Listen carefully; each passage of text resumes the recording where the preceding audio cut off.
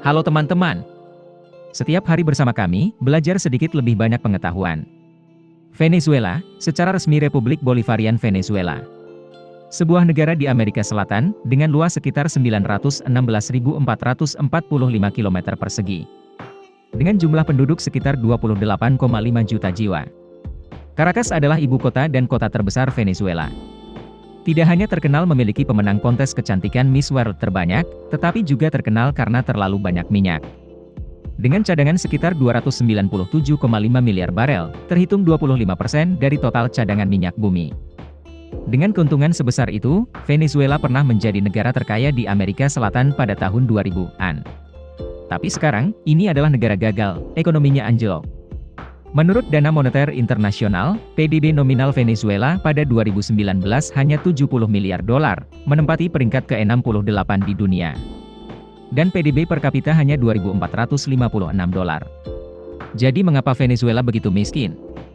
Pertama, jika ingin mencari orang yang harus disalahkan, itu harus kepala pemerintahan, kepemimpinan yang lemah akan mengacaukan negara.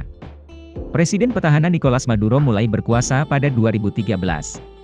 Alih-alih membawa negara berkembang seperti yang dijanjikan saat menjabat, ia justru memadamkan semua harapan rakyat Venezuela. Hanya dalam 4 tahun, PDB negara itu turun 35%. Tingkat inflasi selalu berada di antara yang teratas di dunia selama bertahun-tahun. Menurut Dana Moneter Internasional pada 2018, tingkat inflasi negara itu mencapai puncaknya di sekitar 65.370%. Itu berarti mata uang terdepresiasi secara menyedihkan.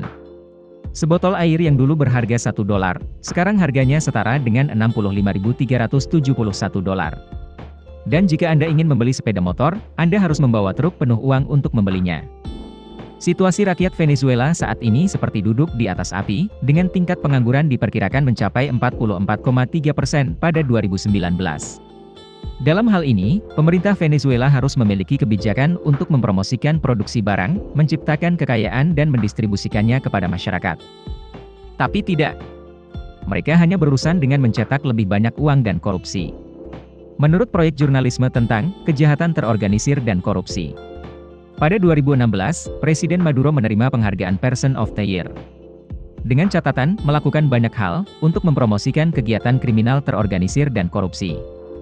Laporan itu juga mengatakan bahwa Maduro dan keluarganya mencuri jutaan dolar, dari perbendaharaan pemerintah. Mendanai pasukan yang mendukungnya, untuk mempertahankan kekuasaannya di Venezuela.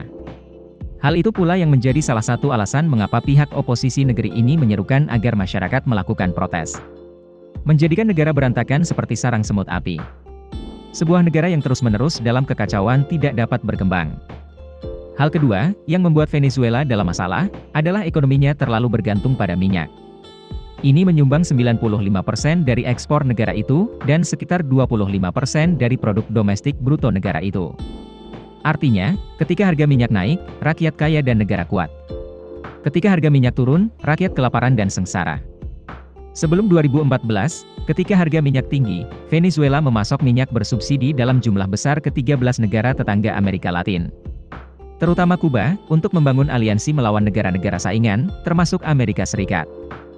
Mulai tahun 2014, harga minyak anjlok di bawah 100 dolar per barel, sehingga mengurangi keuntungan. Pada saat yang sama, kebijakan subsidi negara tetangga menjadi beban, ketika dijual di bawah komitmen dengan harga yang lebih murah dari biasanya. Dari situ, pemasukan tidak cukup untuk memenuhi belanja negara, sehingga menimbulkan banyak utang. Diperkirakan lebih dari 2 juta orang telah mengungsi dari Venezuela sejak 2014, karena kelaparan. Di antara mereka, ada banyak orang yang bekerja di industri minyak. Itulah salah satu alasan mengapa produksi minyak negara itu turun ke level terendah dalam 70 tahun.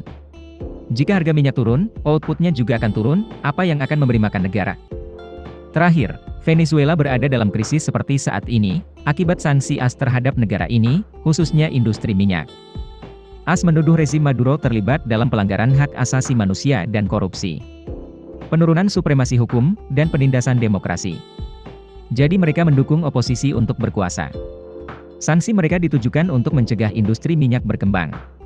Untuk memotong sumber pendapatan utama pemerintah Venezuela. Akibatnya, Presiden Maduro tidak punya cukup uang untuk mempertahankan kekuasaan, dan terpaksa mengundurkan diri. Singkatnya, situasi politik Venezuela saat ini sangat rumit dan kemungkinan terjadi kudeta. Video berakhir di sini. Terima kasih semua untuk menonton dan menyukainya. Jika menurut Anda videonya bermanfaat, beri kami suka dan berlangganan saluran untuk mendukung kami. Sampai jumpa dan sampai jumpa lagi.